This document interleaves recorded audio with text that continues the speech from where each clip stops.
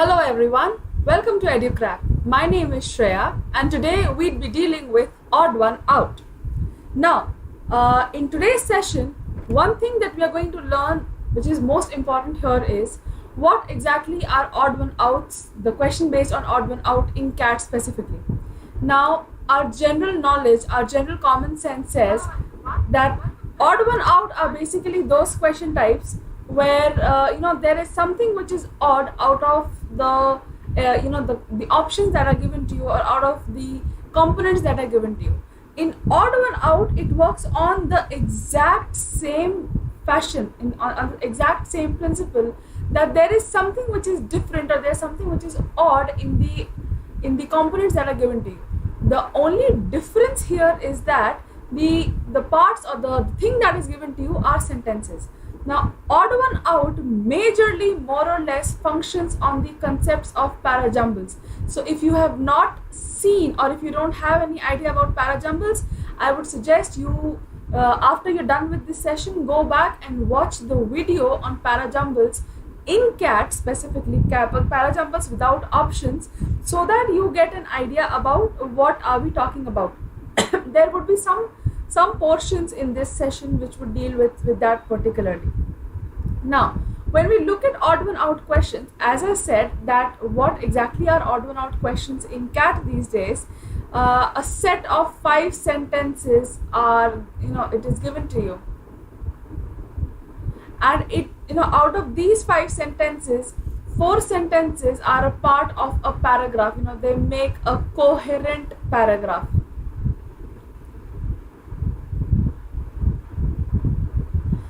Right? So there are 5 sentences or sometimes 4 sentences given to you, generally 5 actually, a set of 5 sentences, and 1 sentence out of these does not belong in the group.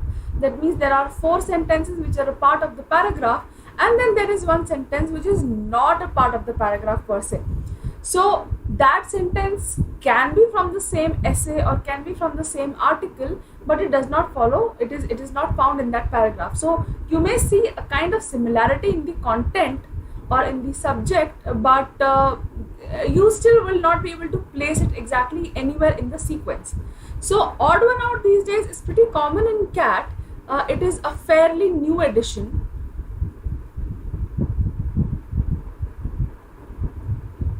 So I think somewhere around 2014, 2015, the first questions based on odd one out were were introduced, and odd one out was also called I'm so sorry for that. So this was also called as logical discontinuation.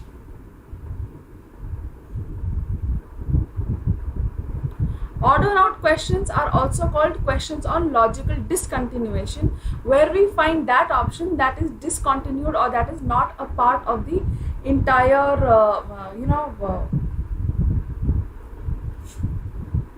entire set.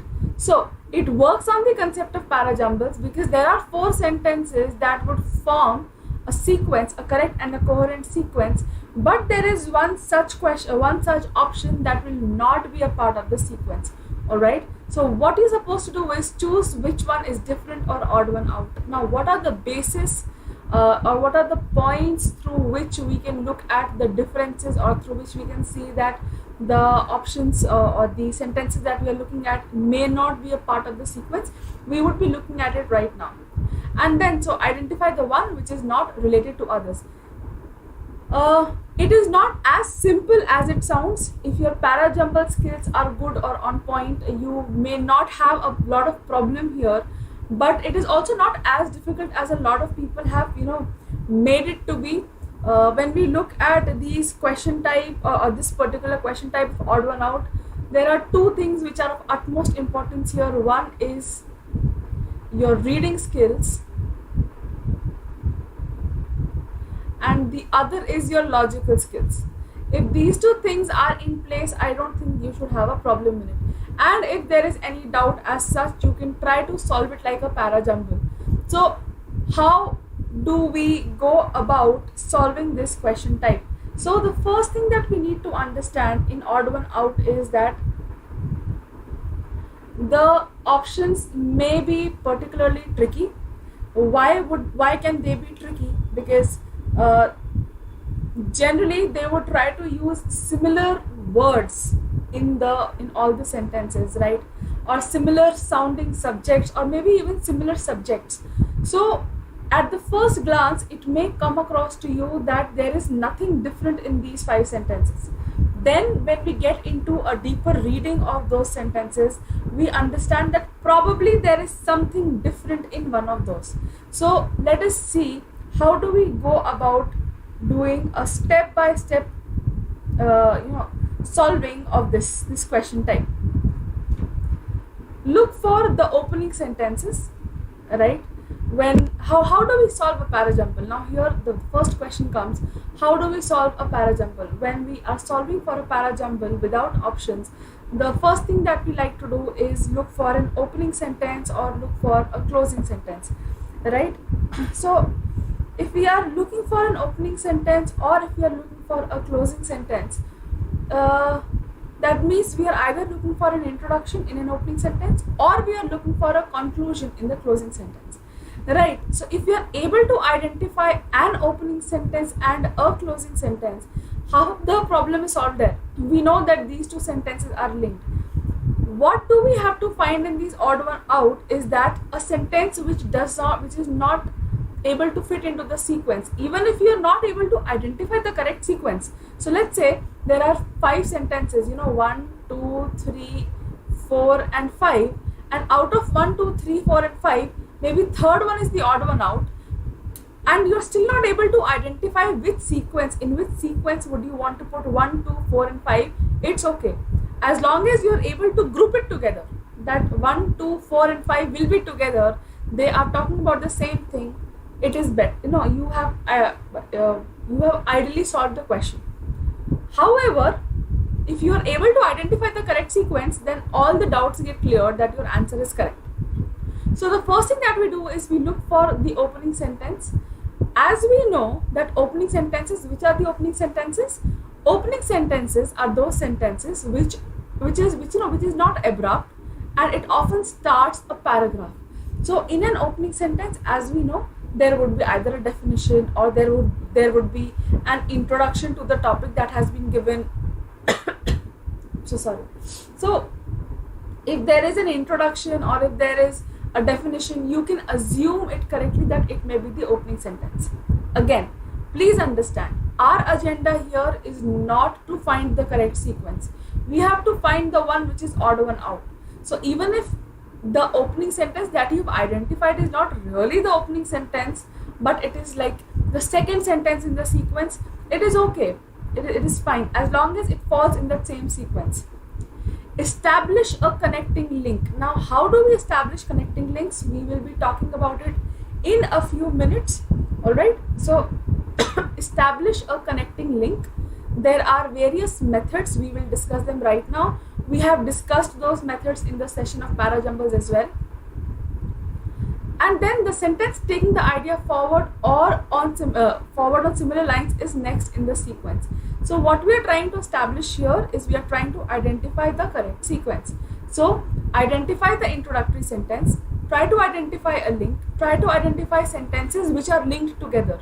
Now, if you're very sure that 1 and 5 are linked, that 1 and 5, they have to come together, then definitely neither 1 nor 5 is going to be your odd one out. Alright, so there are various methods in which we can start eliminating options to identify which of these sentences could be an odd one out. So this is one of the methods. If 2 sentences link together immediately, when you go across all the options, when you go across sentence 1, 2, 3, 4 and 5, and you realize that sentence 1 and sentence 5 are very strongly linked, then neither 1 nor 5 is going to be your answer to odd one out because they are in a link. So that means they are part of the sequence. The sentence that you find difficult to fit into the sequence is the odd sentence and often the right answer. It is very rarely though. I mean, I'm not saying it is not a possibility. Sometimes you misinterpret sentences. Sometimes you're in a hurry, you're in a haste, you have not read the sentences properly, and you you end up putting all the sentences in a sequence and you think that all the sentences are related. That kind of error can happen, and that is the only kind of error that generally happens, where you are where you end up putting all the sentences in a sequence and you just are not able to identify which is the odd one out. If we keep that aside, if you are able to put 4 sentences in a sequence and you leave aside one, I think you will be able to get your right answer. Now, this is just a lot of talking we are doing right now. We will solve a couple of live examples in the session here right itself. So I think let's wait for that. Don't go just by appearances. When I say just by appearances, there can be 2 things. One is there are familiar words, right? When there are familiar words, you tend to put an incorrect sentence in the sequence because you see that there is a familiarity in the words. All right. The other thing that can happen here is unfamiliar words, right? When you have unfamiliar words, you automatically tend to remove that sentence from the sequence because of all the whatever you've read till now, these words are probably a little different. Now, what we don't understand here, or what we kind of actively ignore, is that words are not an indication of correct sequencing, ideas are, right? So we have to understand that we are looking at something which has either the same idea or which has a similar logical thought process.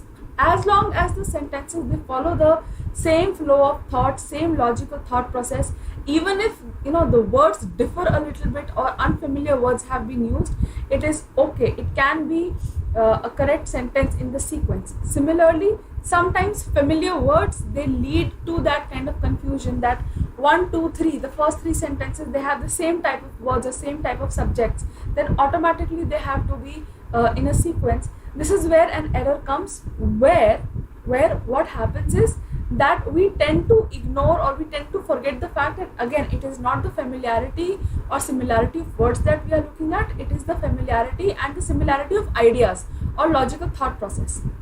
So when in doubt, when you are not very sure of something or anything here, ask the question, are they logically related? Do you think that these questions, these sentences, the ones that you're trying to fit into a sequence, are they logically related? So very quickly, we'll go back to the concept of para-jumbles and do a very quick revision, because this is kind of important for you to understand how to solve the odd ones out. So first thing you need to do when you're solving for para-jumbles, please understand we are here solving for para-jumbles, we are not solving for odd one out. Identify a link or compulsory pair. So if there are, I say 1, 2, 3, 4 and 5 sentences, and as I said that you've identified that 1 and 5, they are linked together. If 1 and 5 are linked together, or it is a compulsory pair, then 1 and 5 will not be your answer. So your answer would be from 2, 3 or 4. Identify the opening sentence. So when you are able to identify the opening sentence, that basically means that you have also identified rest of the sentences, right? So, but opening sentences, they give introductions. So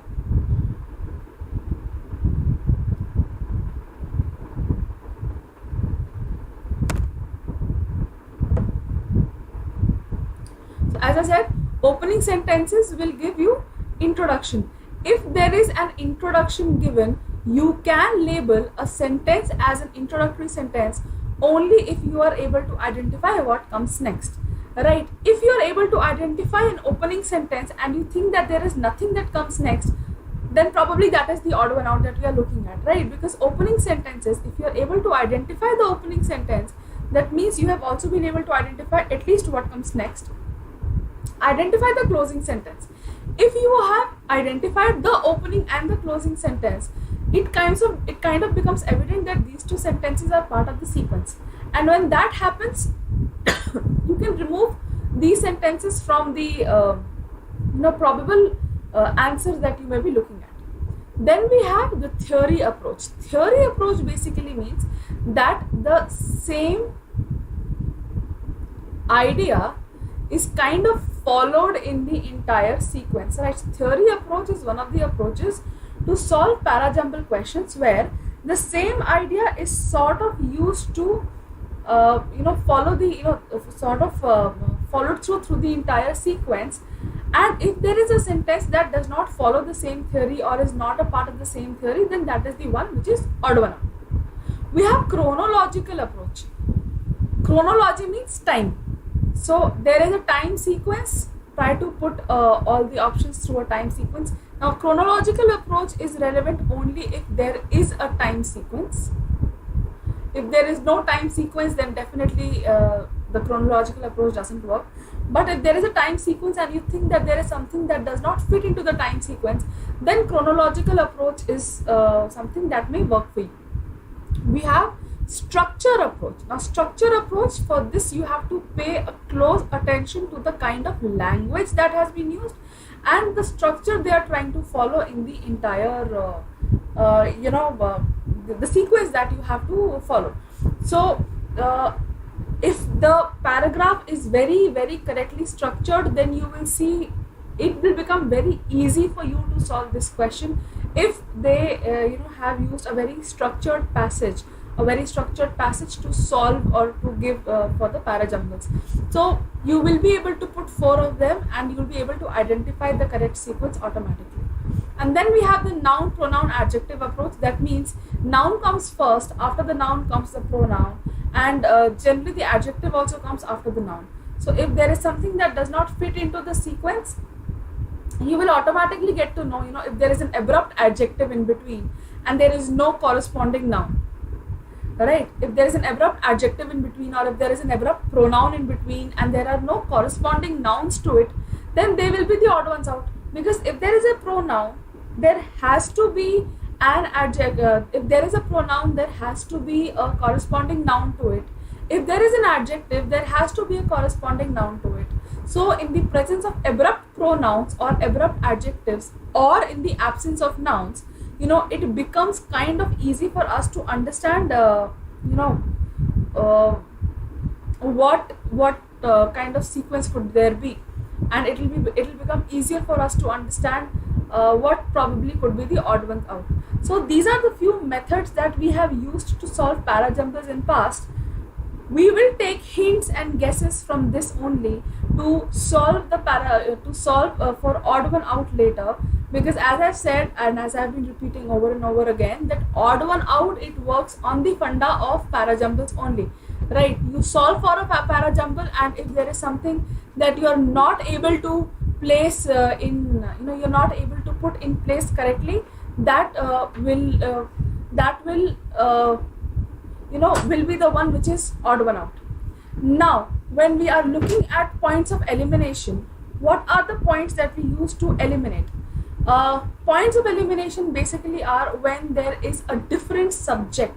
When I say that there is a different subject, that basically means that from the 4 or 5 sentences that we are looking at, there is a chain of thought that is going on. They are talking about the same thing.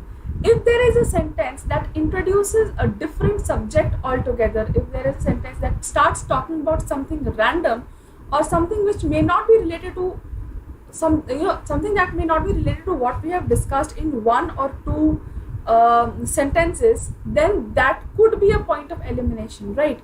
So for example, points of elimination means if something has a different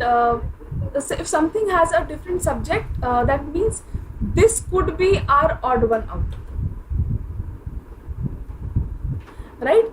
If there is a sentence that has a different tone altogether, so there, very briefly, if I talk about tones, we can say that there is a positive tone, there is a negative tone, and there is a neutral tone. So if there is a positive tone, if the rest of the sequence it follows a positive tone, then a sentence which has a negative or a neutral tone will be the odd one out. So you will use positive or negative or neutral tone in order to identify which sentence is different, and you eliminate it. So when I say you eliminate it, that means that is the odd one out. Different tenses. Generally, when we talk about a sequence, Generally, when we talk about a sequence or a paragraph that is written, it is written in the same tense. Very rarely it happens that the tense has changed. The tense can change in the prior paragraph or in the paragraph which is going to come later. But in the same paragraph, ideally, you should maintain the same tenses. So if you come across a sentence that has a different tense, there is a good chance that it will be the one that you're looking at as an odd one out. And of course, the difference in idea, that you will be able to identify the difference in idea only after you have been able to put the rest of the sentences in sequences. For different subject, for different tone, and for different tenses, sequencing is not really needed, right? You don't really need to put the things in a sequence properly, majorly because when you read it, you are able to understand that this sentence is something which just does not fit into the entire gamut of the sequence or of the content here. But when we talk about a different idea, here sequencing kind of gets important because to verify something whether it is in the same ideological process or not, sequencing becomes important. So what comes first, what comes next, what comes later, if you are able to do that, then you'll be able to understand something which is different in idea. So when I talk about solving of an odd one out, one is definitely where you put things in a sequence, right? And then you identify one sentence which is an odd one out. The second is you may not be able to put the sentences in a sequence, but you do understand that the entire there is one sentence which has a very different subject, which is talking about something entirely different as compared to the rest of the 4 sentences. Then there is a different tone. When we talk about a different tone, that means there is one sentence that is not following the tonal pattern of the rest of the 4 sentences. There are different tenses. So it happens many a times that you will be able to eliminate or identify a sentence as an odd one out because of the difference in tenses per se. And of course, there is a difference in the idea. So keeping these things in mind and the fact that we can solve it as a para-jumble, the best way to understand odd one out as a concept is to solve a couple of questions. All right. This is the phraseology that is generally given in CAT when you look at an odd one out sentence, all right, or a logical discontinuation sentence. Why is it called logical discontinuation? The reason it is called a logical discontinuation sentence is because there is one sentence which is not in the pattern or which logically discontinues. Discontinues means is not in continuation, right? So there is one sentence which kind of jars the entire sequence, or which kind of it brings in an abrupt break in the sequencing that we are trying to follow. So that is the odd one out. If you are able to identify that sentence and remove it, you will form a coherent passage. So this is what it is talking about. The phraseology of the question here. It says 5 sentences related to a topic are given below. 4 of them can be put together to form a meaningful and coherent short paragraph, right? Identify the odd one out. If you follow the instructions itself in the question that has been given, you would be able to solve for this question type. Let's look at some questions here. Now these are some ex-CAT questions only. So let's see. We have neuroscientists have just begun studying exercises impacts within brain cells on the gene themselves. The first sentence starts talking about neuroscientists have just begun studying exercises impact within brain cells. Second says, even there, in the roots of our biology, they have found signs of body's influence on the mind. See, signs of body's influence on the mind. Now, we are talking about studying exercises impact within brain cells. This sentence here talks about finding signs of the body's influence of mind. They are kind of talking about the same idea, right? So if they are kind of talking about the same idea, then neither 1 nor 2 can be a probable answer here. When I say a probable answer, that means the odd one out. Third one says, It turns out that moving our muscles produces proteins that travels through the bloodstream and into the brain. Exercises impact within brain cells.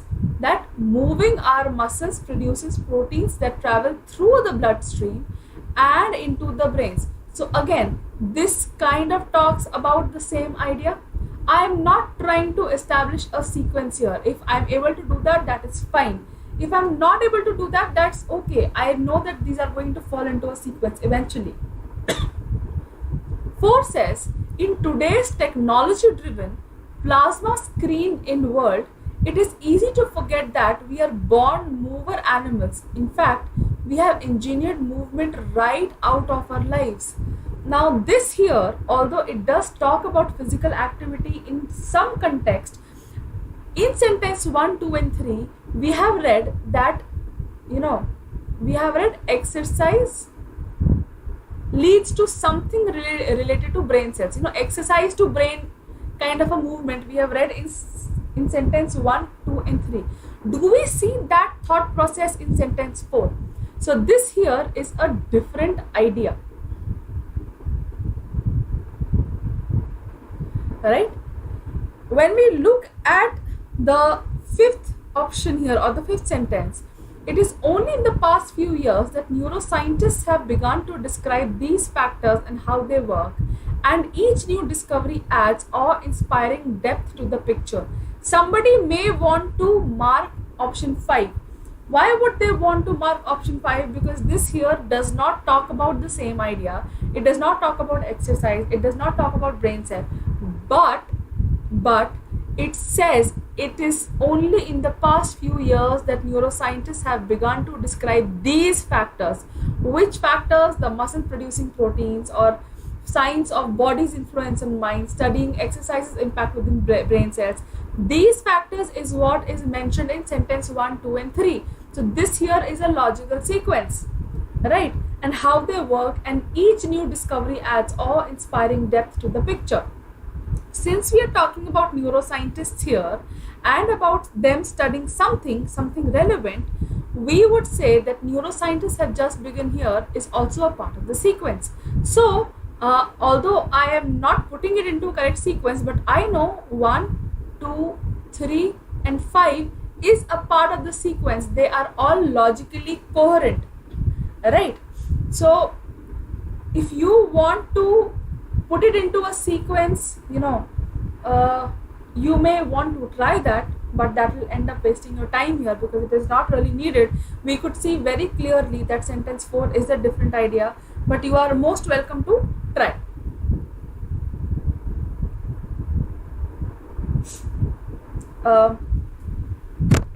I have a couple of people here. Hi Rohit, hi Shobha, hi Rakesh. I hope you are understanding what what is going on here. If you have any doubts, please do let me know. Let's move on to the next question. I hope this is clear over here. So now the next question is also an ex-CAT. Let's see. People who study children's languages spend a lot of time watching how babies react to the speech they hear around them. So what are the main subjects over here? We have people who study children's languages. We have people who study children's language. What do? They spend time watching how babies react to the speech they hear around them. So there are two main ideas over here. One is that there are people who study children's languages. The other is how babies react to speech they hear around them. Next sentence says, they make films of adults and babies. See, there is a pronoun over here. But this, what could be this they about? About people who study children's languages, right? So they make films of adults and babies interacting and examine them very carefully to see whether the babies show any signs of understanding what the adults say. How babies react to the speech they hear around them. Whether babies show any signs of understanding what the adults say. So are these not two talking about the same idea? There is a logical continuation here, right? We are talking about logical continuation. That means the thought process is same. Let's look at the third sentence. Hello Shubhangi, welcome to the session. Third one says, they believe that babies begin to react to language from the very moment they are born. All right. Now this here is something that may be, so it does talk about the same thing, but here they talk about how babies react to speech. Sentence 2 also talks about babies showing any signs of understanding what the adults say. Third sentence talks about a belief. It talks about a belief and not an observation, and that babies begin to react to language from the very moment they are born. There is a difference in the idea here, a very subtle difference nevertheless, but there is. Now fourth says, some signs are very subtle, slight movements of the baby's eyes or the heads of the hand. So this here talks about reactions, right? This here talks about a belief. Sentence 4 also talks about a reaction, right? What reaction? Baby's eyes, movement of baby's eyes or heads of the hands. Fifth says, you never notice them. Who's them? Again, people who study children's language. You would never notice them if you were just sitting with the child, but by watching a recording over and over, you can spot them. So I'm so sorry, this them is for the signs or the movements or the reactions, right? So sentence 5 talks about reactions, sentence 4 talks about reactions, sentence 3 talks about belief, sentence 2 talks about reactions, sentence 1 talks about reactions. So isn't it very evident that sentence 3 is the one which is odd one out, right?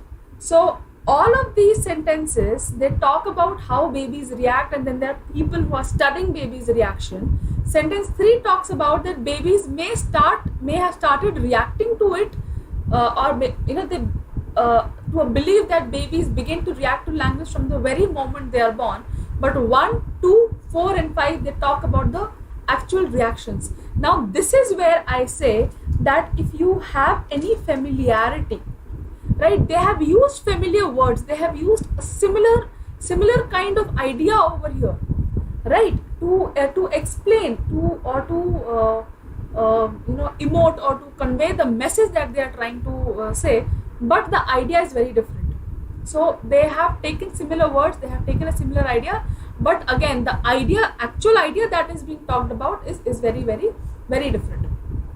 So in such a manner, we eliminate option 3, that is option 3 is the odd one out and it is your correct answer. Okay, so 1, 2, 4 and 5, they are the correct, they are the ones which are found in a sequence. Moving on to the next question. Those geometric symbols and aerodynamic swooshes are more than just skin deep. Geometric symbols and aerodynamic swooshes are more than just skin deep. What is the idea behind this? We don't know. We are talking about those, so there has to be a noun which references to, which should be a reference to those, right? So let's see if we are able to find those in the next sentences. The Commonwealth Bank logo, a yellow diamond with the black chunk sliced out in the corner, is so recognizable that the bank doesn't even use its full name in its advertising. All right, so this here, it talks about some kind of symbols, right? What we have started doing here is we are mind mapping, right? How are we mind mapping? We are reading the sentence and we are just giving it one word. This is called mind mapping. So Commonwealth Bank logo, here this is talking about recognition of a bank logo or recognition of a logo, right? it is not just logos with hidden shapes. Sometimes brand will have meanings or stories within them that are deliberately vague or lost in time, urging you to delve deeper to solve the riddle. So it is not just logos with hidden shapes. Sometimes brands will have meanings or stories within them. So this here is also talking about recognition of a brand, right? The next sentence says,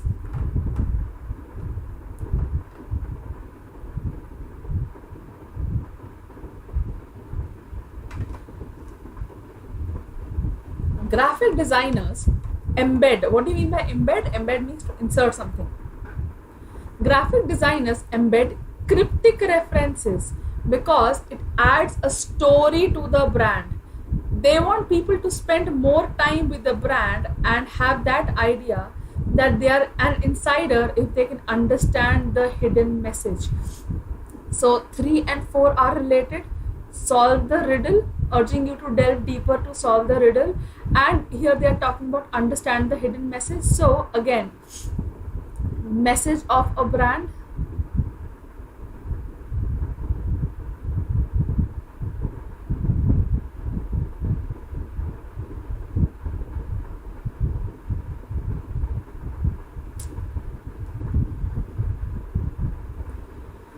anyway. So they are talking about understanding the hidden message. They have the message of a brand.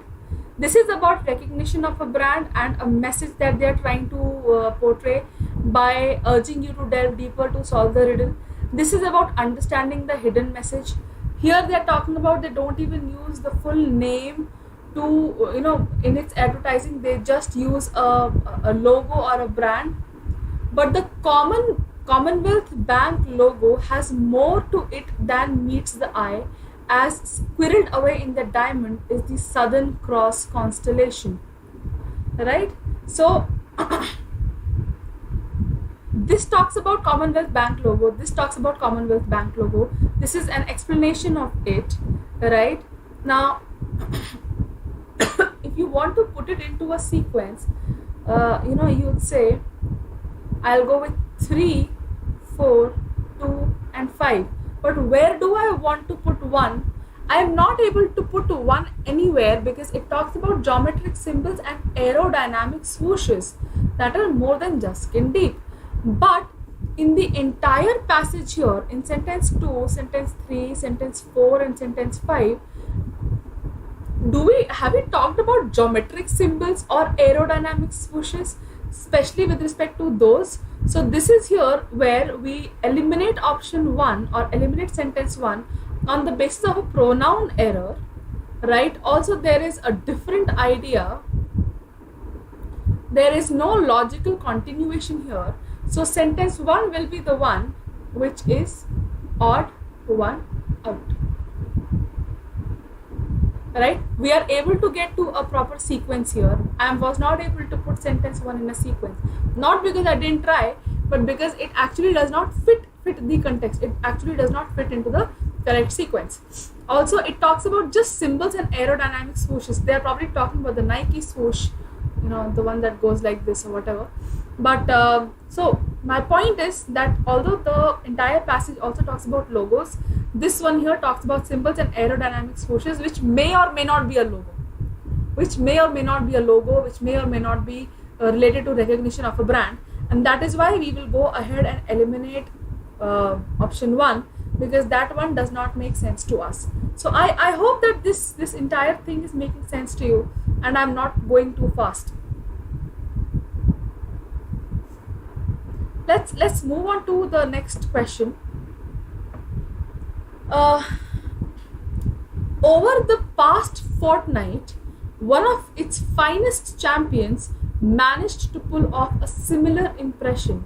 So one of its finest champions, so we have a pronoun, pull off a similar impression. So if we are talking about a similar impression, then there has to be an antecedent somewhere, right? Some kind of a reference to a similar impression. Let's see where can that impression be found. Wimbledon's greatest illusion is the sense of timelessness it evokes. Greatest illusion, sense of timelessness it evokes. So this sentence is specifically about Wimbledon. I don't know whether whether sentence 1 is also about Wimbledon or not. All right, we have at 35 years and 342 days, Roger Federer became the oldest man to win the singles title in open era, a full 14 years after he first claimed the title as a scruffy ponytailed upstart. This here talks about a champion, right? Once he had survived the opening week, the second week witnessed the range of arrested Federer's genius. Now, when I look at sentence 3, it is talking about a one-time event, right? Fourth says, once he had survived the opening week. Now, we have to see what sentence, what goes in sentence 5 before I choose or eliminate this option, because it talks about opening week, second week witnessed the range of arrested Federer's genius. This is talking about a gameplay. Right, what happened in one of the Wimbledon's events. This is talking about a one-time event. This is talking about the entire gameplay. All right. Fifth sentence says, given that his method isn't reliant on explosive athleticism or muscular ball striking, both vulnerable to decay, there is a cause to believe that Federer will continue to enchant for a while longer. Right. Now, when we look at this, let's see. Wimbledon's greatest illusion is the sense of timelessness it invokes. This is an opening sentence because it gives you the idea. Over the past fortnight, one of his finest champions managed to pull off a similar impression. Right? What is the similar impression? The sense of timelessness. Okay. What was the sense of timelessness? That is, at 35 years of age and 342 days, Roger Federer became the oldest man to win singles title in the open era. And then sentence 5 links with it, given that his method, who is his over here? That is Roger Federer. So, we have sentence 2, then we have sentence 1 talking about the similar impression of timelessness, where at an age of 35 years, he is able to do something which is probably not expected from a 35-year-old. So we give sentence 3 and then we go to sentence 5 because it talks about his method. Alright, so it says will continue to enchant for a while longer. That goes up with the idea of a sense of timelessness. Sentence 4, however, talks about probably if this passage would have been about how Roger Federer has been playing, or a gameplay about Roger Federer, sentence 4 would have made more sense over there. But it just does not fit the context over here. It does not fit the context because we are talking about Wimbledon and how Roger Federer has come up to become one of the finest champions, and how he kind of embodies the sense of timelessness that Wimbledon has always evoked in people. Sentence 4 talks about what happened in first week and what happened in second week. So this here is something which just does not fit into the entire idea, right? This here is a different idea, and that is why sentence 4 will be the odd one out. Okay. Moving on to the next example, we have, although we are born with the gift of language, research shows that we are surprisingly unskilled when it comes to communicating with others. Alright, here we are talking about gift of language, and then we talk about unskilled when it comes to communicating with others. Second sentence says, we must carefully orchestrate our speech if we want to achieve our goals and bring our dreams to fruition. Alright, so there is a sentence 3 over here. This has to be sentence 4 and this is sentence 5. Okay, sentence 2 says, we must carefully orchestrate our speech if we want to achieve our goals and bring our dreams to fruition. This here talks about communicating with others. Sentence 2 talks about our goals and dreams. Sentence 3 talks about we often choose. Let me underline sentence 3 with a different color. We often choose our words without thought, oblivious to the emotional effects they can have on others. So sentence 3 is also about communicating with others. Sentence 4 talks about we talk more than we need to, ignoring the effect we are having on those listening to us. So this also talks about communicating with others. Sentence 5 says we listen poorly without realizing it, and we often fail to pay attention to the subtle meanings conveyed by facial expressions, body gestures, and tone and cadence of our voice. This specifically does not talk about communication with others, but it does talk about communication. Right? So when we look at this passage, isn't it very clear that sentence 1, sentence 3, sentence 4 and sentence 5, they form the same sequence, or they are a part of the same passage. Alright.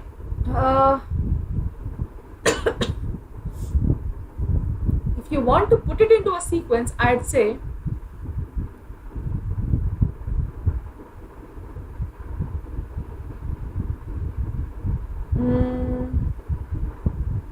okay, so I'll go with 1, then I'll go with 5, then probably I'll go with, we often choose our words with a,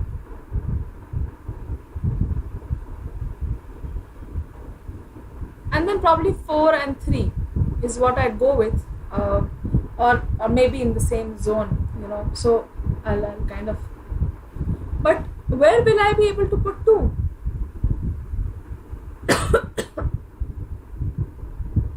we won't be able to put 2 anywhere, because 2 talks about orchestrating our speech if we want to achieve our goals and bring our dreams to fruition. So this is talking about goals and dreams. This is about I, me, myself, and the rest of the options are talking about communicating with others. Right? So the second sentence is the odd one out. So this is all that we had to do today in today's session regarding the odd one out per se. As you can see, it is not a very difficult topic. A lot of people, they unnecessarily get very scared regarding logical discontinuation, and they say that is one of the most difficult topics in CAT. It is actually not. The reason why it was considered very difficult till a few years back was because it was fairly new and people didn't realize what was the concept behind it. On what basis would you want to eliminate something as an odd one out, or on what basis would you say that this sentence is odd one out? But now that the idea is very clear, that they are looking at a difference in idea, they are looking at a difference in tone, they are looking at a kind of logical discontinuation with respect to a discontinuation or a difference in logic. I think when we bring all these 3 things together and we try to read the sentences keeping in mind that let us try to find out something which probably does not fit the flow of thoughts, this is not a very difficult topic to, not a difficult question to solve. However, please solve as many questions as you can on logical discontinuation. It is definitely going to help you more, because this is a question type that I believe, and I think, and when I say that I believe, a lot of other faculty, verbal faculties, they would believe that this is a question type that is there probably to stay for a long time, majorly because it tests your reading skills and your logical skills at the same time. Alright, yes, it is very similar to the function of, very similar to the pattern of para jumbles, but this also tests another skill set which is called the ability to identify something that does not fall in the sequence. Alright, having said that, logical discontinuation or odd one out questions, they are not very difficult. They are just a play on words. So if you're able to read properly and if you do a little, if you read a little bit properly, I think this should not be an issue. I would suggest that you go and have a look at the description that we have, below the video. You'll get an idea about our upcoming batches. We have batch launches happening very soon. You can get in touch with us regarding demo sessions for the batches, and please do definitely go and check out the videos of other faculty, for verb, for quant, and for LRD, and for GK. I'm sure you'd get a lot more idea about what is happening, and how is it that we take things forward. So that's all from my end today. Thank you so much. I hope you have understood what is happening here, or you've understood how this particular question type is solved. But that's all.